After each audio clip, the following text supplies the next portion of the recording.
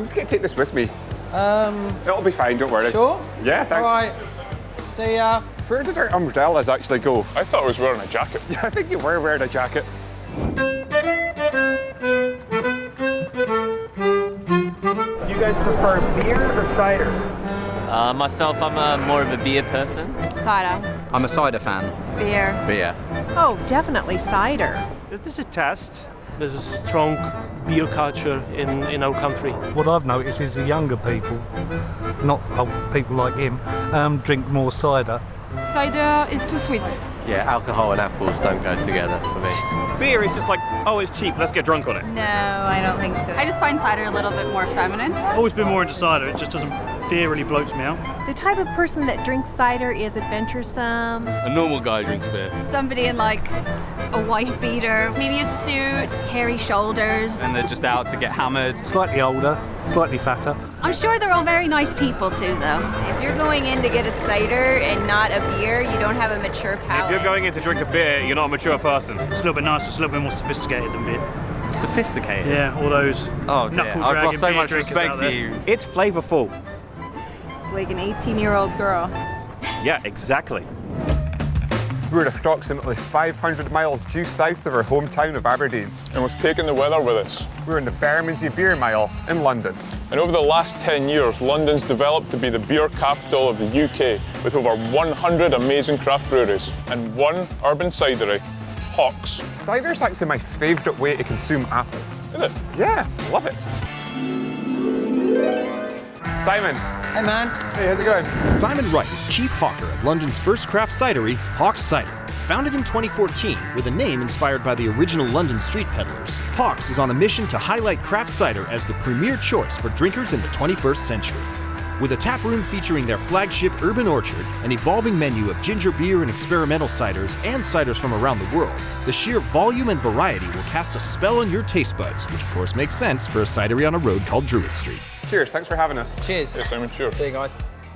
So where did your passion for cider come from? I saw the cider was pretty boring in this country, like it was really slow market, and just thought perhaps I can have a go at trying to move the category forward a little bit in making something that the big guys can't make, something from real apples, no concentrate, something in a cooler environment like this. So I started Hawks with a single mission to try and change the space of cider forever. Started making some cider.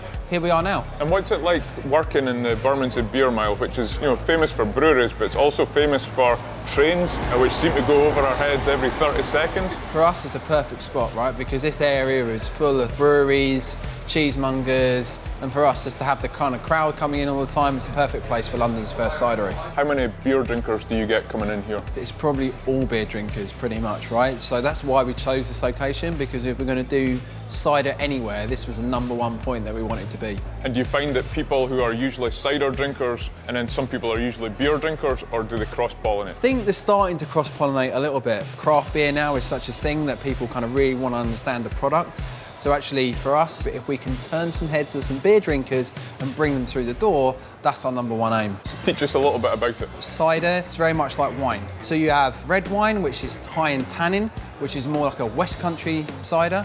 Okay, and we have culinary apples, which we make our cider from, which is more high in acidity and low in tannin. So that gives you more of a white wine style of cider than a traditional Southwest cider. I just love that bittersweet snap when you get it into your mouth. It's almost like munching into a huge juicy apple. It's fantastic. Part of the challenge is trying to make people see that cider just isn't something for summer, and actually being able to give them these kind of variations of ciders. So you've got it Soul Trader, which is a single variety cider. So that's actually made from a jazz apple. That's really floral. And a lot of pear in there as well. Yeah, and definitely it's coming off the skin of the jazz apple. And it's quite dry. The acidity is sort of medium. It's not too sour in this one. Yeah, exactly. And in some levels, it's more complex than beer because you get to balance the sweetness level, the sourness level, and also the astringency. Varieties, much like hops, they play a really important part in the finished product. So we're just experimenting all the time.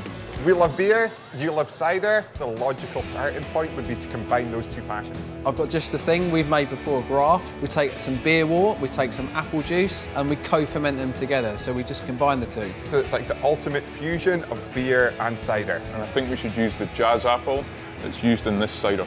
I think would tie in perfectly with the hops that we could use in this beer. Yeah, awesome. So apples are infamous for sometimes having worms in them. At the same time, there's this kind of cutting edge development farming bugs, eating bugs, kind of an alternative sustainable protein source. Maybe we could work with a bug farm to somehow incorporate insects into this beer. It sounds a little bit weird. Sounds fully weird. It might involve Martin eating some insects, which would be quite fun.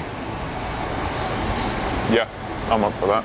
So we've got some awesome different ciders that we can try. Hell yeah. I always like to learn. I always like to drink. So we've got this product here. We've actually used a champagne yeast. So that bit, you've got a bittersweet and a bit of sharp apple in there. Okay. Those two combined things are giving you all the tannin, yeah. So it's quite cool, actually.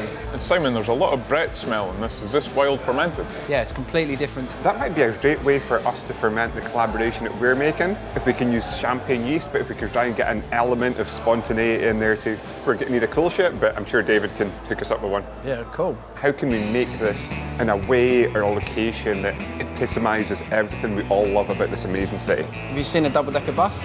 Yeah, we're Scottish, we're not idiots. You sure? Well, I actually know someone that works at one of those kind of open-top double-decker bus tour companies. I think I can persuade them to give us a bus for a day. So we could brew on a bus travelling all around London, so I can have my map and tick off the famous sites. Yeah, it sounds fucking awesome. Hell Sounds yeah. suitably crazy. As much as I want to hang out here all day, we've got to go and find David and see if we can get this all lined up. Cheers, Simon. We'll go Cheers, find mate. some apples. Yeah, cheers, Yeah, guys. great to meet you. Yeah, see you soon. I'm just going to take this with me. It'll be fine, don't worry. Sure? Yeah, thanks. All right. See ya. Where did our umbrellas actually go? I thought I was wearing a jacket. Yeah, I think you were wearing a jacket.